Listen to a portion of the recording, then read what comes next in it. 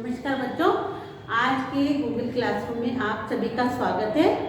मैं शोभा शर्मा माध्यमिक आदर्श विद्या मंदिर पुरानी बस्ती से आज आपको कक्षा 10वीं विषय विज्ञान में पाठ 5 दैनिक जीवन में रसायन में अम्ल और क्षार के सामान्य गुण को समझाऊंगी।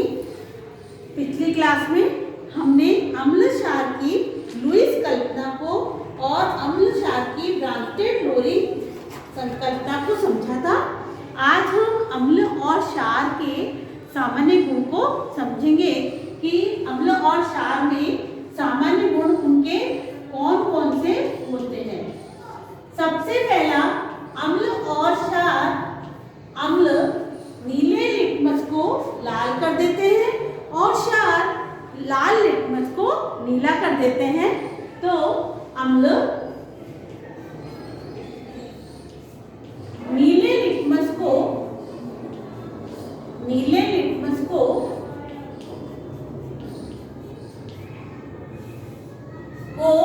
लाल में परिवर्तित कर देते हैं, लाल रंग में, और क्षार लाल लिटमस पेपर को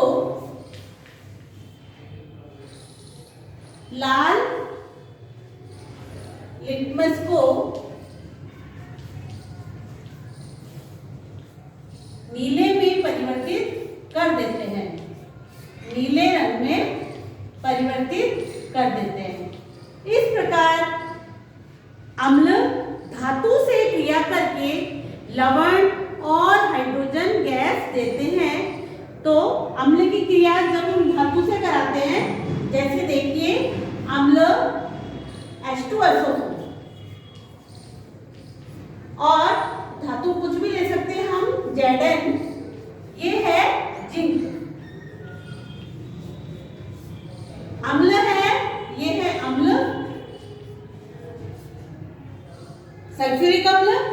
इसकी क्या है, Zn जिंक से अभिक्रिया कराएंगे तो होगा, तो बनेगा ZnSO4। ये है जिंक सल्फेट। जिंक सल्फेट लवण है प्लस हाइड्रोजन गैस, ये हाइड्रोजन गैस निकलती है। तो अम्ल की जब किसी धातु से अभिक्रिया कराते हैं तो लवण और हाइड्रोजन गैस बनती है।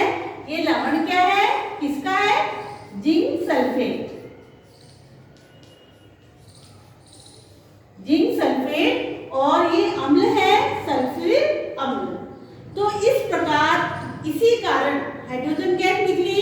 इसी कारण खट्टे अम्लीय पदार्थ धातु के बर्तन में नहीं रखे जाते, क्योंकि ये थोड़े देर में विष बन जाता है। इसी प्रकार क्षार की, जब हम क्षार की अभिक्रिया, क्षार देखिए NaOH, क्षार की अभिक्रिया जब हम Zn जिंक धातु से कराते हैं, जब हम क्षार, ये है sodium hydroxide, sodium hydroxide.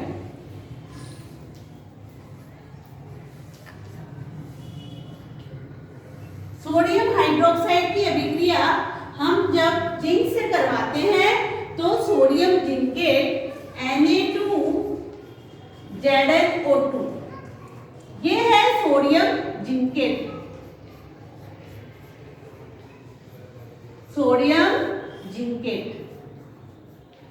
Sodium zincate बनता है Na2ZnO2 प्लस क्या बनेगा, H2। इसमें भी हाइड्रोजन गैस निकलेगी। ये देखिए, मतलब क्षार की अभिक्रिया सोडियम हाइड्रोक्साइड, ये एक प्रबल क्षार है, और उसकी जिंक से अभिक्रिया कराएंगे तो sodium zincate Na2ZnO2 plus hydrogen gas निकली। ये सोडियम जिंकेट का लवण है। लेकिन सभी धातुएं क्षार से अभिक्रिया करके हाइड्रोजन गैस नहीं देती। इस प्रकार देखो, अम्ल और क्षार की जब हमने धातु से क्रिया कराई गुण देखते हैं। अब देखिए दूसरा गुण है, तीसरा गुण है अम्ल धातु ऑक्साइड से अभिक्रिया करके लवण और जल बनाते हैं, अतः अम्ल क्षारीय प्रवृत्ति के होते हैं। देखिए जैसे अम्ल है HCl, ये है अम्ल हाइड्रोक्लोरिक अम्ल। ये क्या है?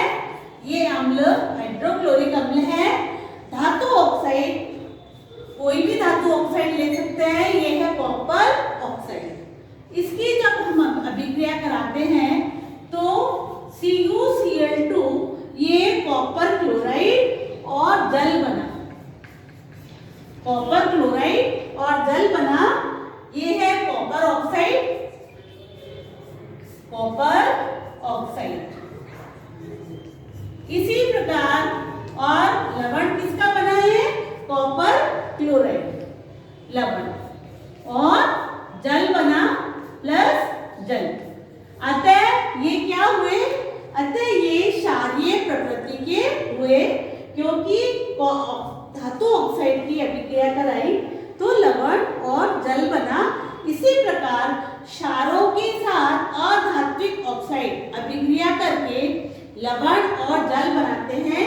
देखिए CO2 प्लस क्षार ले लीजिए CaOH, कैल्शियम हाइड्रोक्साइड, ये है अधात्विक ऑक्साइड कार्बन डाइऑक्साइड और कैल्शियम हाइड्रोक्साइड की जब हम अभिक्रिया कराते हैं तो कैल्शियम CaCO3 कैल्शियम कार्बोनेट और प्लस H2O बना, ये भी कैल्शियम कार्बोनेट का लवण बना।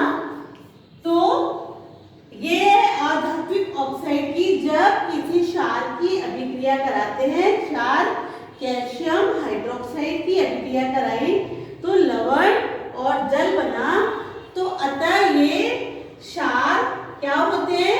अम्लीय प्रकृति के होते हैं, ये अम्लीय प्रकृति के होते हैं।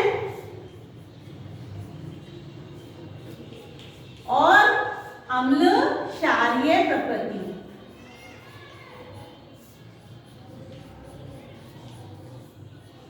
जब इनकी अभिक्रिया धातुओं से धातु ऑक्साइड से करवाई तो लवण और जल बनता है, अतः ये क्षारीय प्रवृत्ति के हुए। और ये इसकी अभिक्रिया जब कैल्शियम हाइड्रोक्साइड या अधात्विक ऑक्साइड की क्रिया से करवाएंगे क्षार की, तो ये लवण और जल बना, अतः ये अम्लीय प्रवृत्ति के होते हैं। तो इस प्रकार अम्ल और क्षार सभी का जलीय विलयन विद्युत का सुचालक होता है। अगला गुण क्या है? अम्ल और क्षार का जलीय विलयन विद्युत का सुचालक होता है। दोनों का जलीय विलयन विद्युत का सुचालक होता है, इसलिए इनका उपयोग विद्युत अपघटक के रूप में किया जाता है। सभी अम्ल और क्षार अभिक्रिया करके लवण और जल बनाते हैं और अपना गुण खोकर उदासीन हो जाते हैं।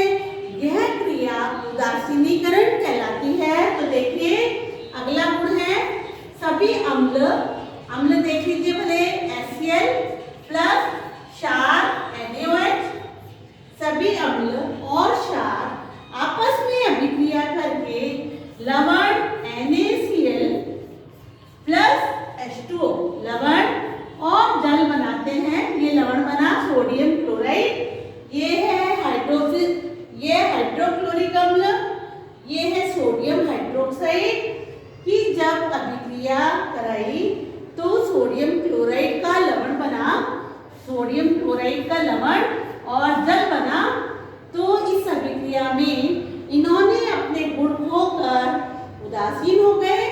यह क्रिया उदासीनीकरण अभिक्रिया कहलाती है। उदासीनीकरण, यह अभिक्रिया उदासीनीकरण अभिक्रिया कहलाई। तो हमने इनके सामान्य लक्षण पढ़े, अम्ल और कॉपर ऑक्साइड धातु ऑक्साइड क्रिया करके लवण और जल बने, अतः ये क्षारीय प्रवृत्ति के हुए। क्षार और अधात्विक ऑक्साइड अभिक्रिया करके लवण और जल बनाए, ये अम्लीय प्रवृत्ति के हुए। सभी अम्ल विद्युत के सुचालक होते हैं, इसलिए इनका उपयोग विद्युत अपघट्य के रूप में किया जाता है। क्योंकि ये विद्युत के सुचालक हुए, इसलिए इनका उपयोग विद्युत अपघट्य के रूप में किया जाता है।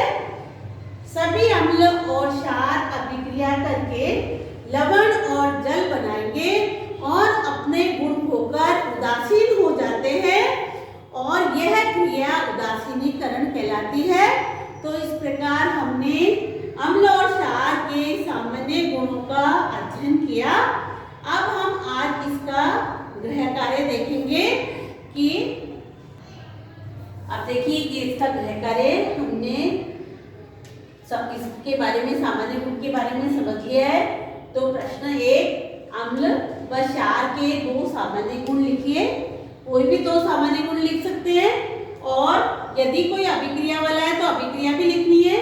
प्रश्न 2, उदासीनीकरण अभिक्रिया किसे कहते हैं, इसमें भी अभिक्रिया लिखनी है। प्रश्न 3, क्या होता है जबकि हम किसी अम्ल की धातु ऑक्साइड से क्रिया करवाते हैं या अभिक्रिया करवाते हैं।